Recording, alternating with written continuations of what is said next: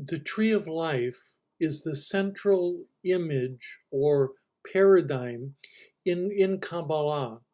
And I wanted to take a few moments to talk about the tree of life as the paradigm for conscious evolution. The first thing I would say in that regard is that the tree of life has to be understood, the model of the tree, that is the 10 levels of the tree, the Sephirot, all as a whole represent the entire paradigm for creation. In other words, the tree of life, which is the central model or the central image that's used in the Kabbalah, is the paradigm for understanding, first of all, creation itself, the whole process and the reality of the existence of creation and how it has evolved and is emanated forth and sustained. But the concept of the tree as creation also implies that it's the level of human consciousness as well, and also from human consciousness comes self-expression, self-understanding, and human experience. And from the human experience and the experience of ourselves in the world, we effectively become conscious creative beings. The concept in Jewish thinking of man being made, or humanity being made in the image of God, is that God is the creator, and we as the children of God are created beings. So the whole function of our existence is to create. So the tree of life can be understood, the same exact model, on differing levels. That's very important to understand. That if you understand it as the whole process of creation, from that comes the process of human consciousness. From that comes the whole process of self-awareness, and from that comes the ability to create and express ourselves. It's basically all the same model on different sequential levels. That's what I'm trying to drive. I'm driving at. I'm trying to express. The tree is also very important if you understand it as being divided into 4 levels of actual human consciousness, if we're dealing with human experience. So if we're dealing with human experience, we're dealing with the 4 levels of our experience, 3 of which we're very, very familiar with, 1 of which not so much unless we work at it. The 3 levels going from the bottom up would be, the first level of human consciousness is material consciousness, that is, being in a body, being in the world, being able to experience the world, the physical level. When we move beyond physical consciousness, we hit the level of emotional consciousness.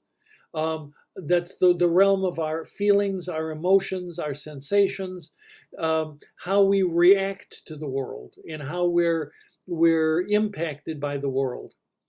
The third level is the intellectual realm. At the intellectual level, we're dealing with how we see the world, how we understand the world, what we're perceiving of the world, and also what sense we can make out of existence. So the intellectual level is all about dealing with coming to understand what we've experienced, learn from it. And then we hit the highest level, which is the spiritual plane, which many of us have to really sort of work at to understand, to develop, and to grow. The importance of working with the Kabbalah on practical terms falls into this realm. By understanding the tree and understanding the levels of the tree and understanding the interaction between the various planes within the tree, we come to a greater and greater understanding both of creation and of creativity.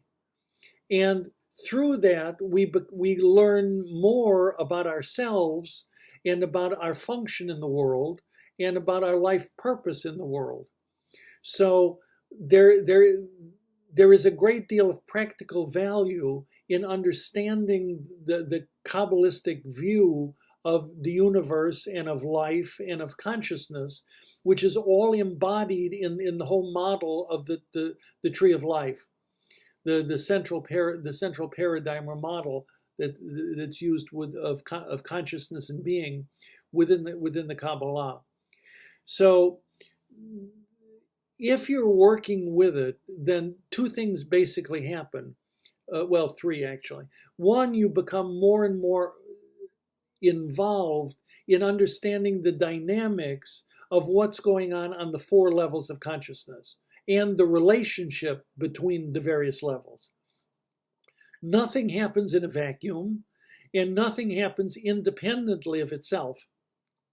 In other words, within conscious human thinking or in our function, basically things are going on at the same time, physically, or what I would call experientially, then emotionally and intellectually and spiritually, and there's all these dimensions interacting with one another as part of a greater whole.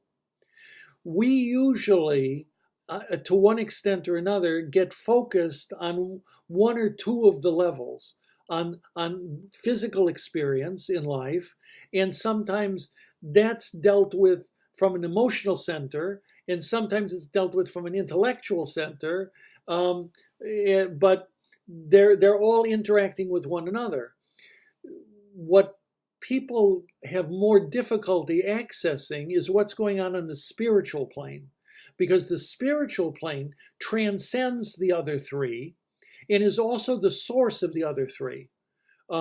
That's a concept that's a little more, not esoteric, but it takes a little longer to explain. And that is, the concept is that we as conscious beings ultimately are souls, divine sparks of light that are infinite. Consequently, we have to make adjustments for when the body shows up and we get incarnated. So the mental, emotional, and physical realms all have to deal with us being incarnated on the physical form and having to deal with life. But the soul, during this experience, has to work through those levels.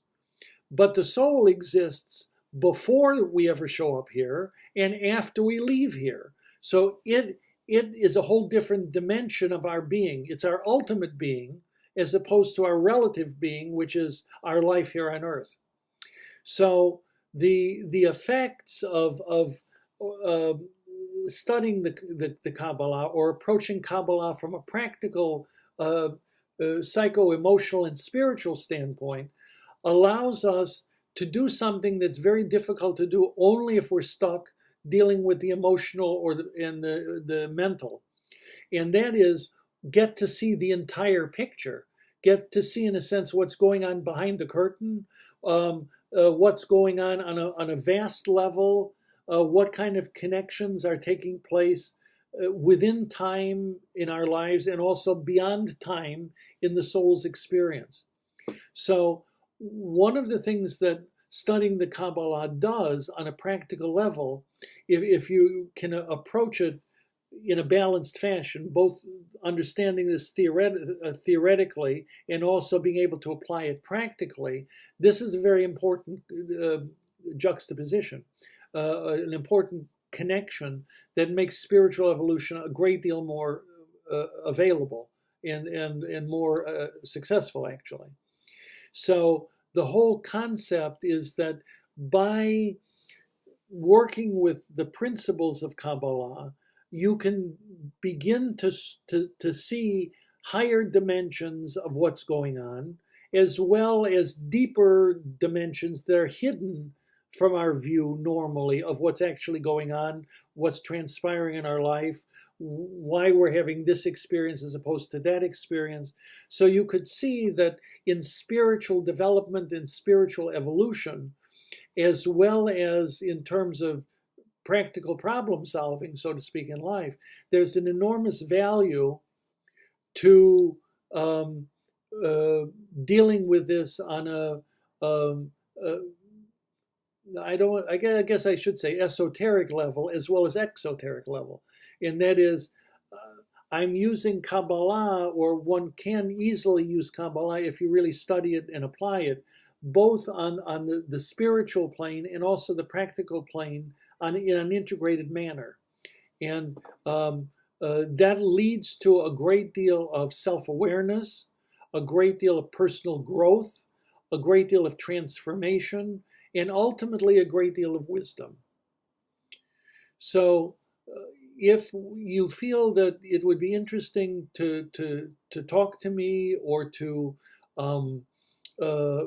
possibly have me work with you on one level or another in order to access the tree, to get a fuller relationship to yourself and your life, please feel free to contact me. You'll find the information directly below this video. I thank you for your time and interest, and I wish you blessing and peace.